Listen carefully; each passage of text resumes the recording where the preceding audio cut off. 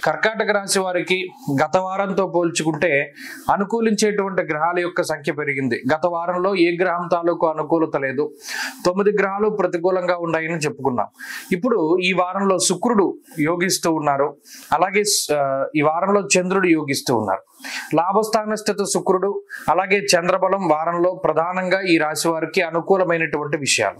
అయితే మిగతా గ్రహాలు ఉదాహరణకి ఈ రాశి వారికి ఉన్నటువంటి పాపార్గళం అనగా వ్యయమందు రవి, 2వ స్థానమందు కుజుడు కొంత ఇబ్బంది పెట్టేటువంటి గ్రహ సంపత్తి, అష్టమ రాహువు అలాగేనేమో భాగ్య శనేశ్వరుడు కొంత ఇబ్బంది పెట్టేటువంటి గ్రహస్థితులు అయినప్పటికీ కూడా శుక్రచంద్రుల యొక్క కొంత అనుకూలత వాటి తాలూకు ఫలితాలు కొంత ఉపశమనాన్ని కలగజేస్తాయి. ఉదాహరణకి ఏదైనా బాగా విపరీతంగా కష్టపడి పనిచేస్తూ ఉన్నప్పుడు ఏదైనా ఒక సపోర్ట్ దొరకడం, మీ యొక్క కష్టంలో ఇతరులు కొంత భాగస్వామ్యాన్ని వహించడం, లేదా వారి యొక్క సపోర్ట్ ద్వారా ఏదైనా ఒక పనిని అంత కష్టపడకుండా పూర్తి చేయగలగడం, ఇక్కడ మాట సహాయం కావచ్చు, ధన సహాయం కావచ్చు, లేదా ఆలోచనల రూపేణ సహాయం కావచ్చు, ఏదో ఒకటి మీకు ఆ సహాయం అందేటువంటి పరిస్థితులు.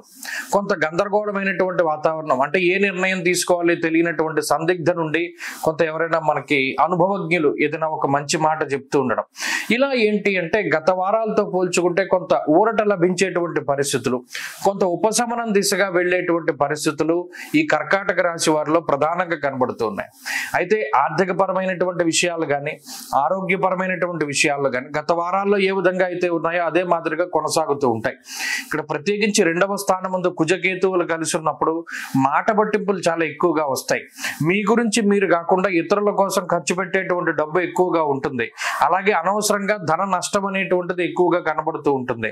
ప్రత్యేకించి ఏదైనా ఒక గమ్యం, ఒక గోల్ పెట్టుకున్నప్పుడు దాన్ని రీచ్ అవ్వాల్సినటువంటి టైంలో రీచ్ కాకుండా చాలా ఇబ్బందులు పాలయ్యి ఏదో రకరకాలుగా శారీరకమైనటువంటి శ్రమను అనుభవించేటువంటి పరిస్థితులు కూడా కర్కాటక రాశి వారిలో ఉంటాయి.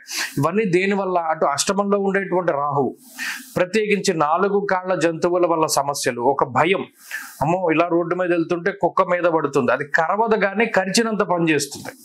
అలాగే ఏదైనా విషపూరితమైనటువంటి జంతువులు కనబడుతూ ఉండడం, వాటి వల్ల మనసు కొంత భయానికి లోనవుతూ ఉండడం, అవి మిమ్మల్ని ఏం చేయవు కానీ ఏమైనా చేస్తాయేమో అనేటువంటి భయమే చాలా ఎక్కువ ఇబ్బంది పెడుతుంది. అటువంటి భయాలకి కూడా ఈ గ్రహస్థితి కారణమవుతుంది.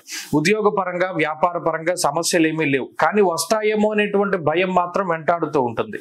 ఇదంతా మానసికంగా రాహువు కల్పించేటువంటి మాయ కాబట్టి దాని నుండి ఎప్పటికప్పుడు బయటపడడానికి ప్రయత్నం చేయండి.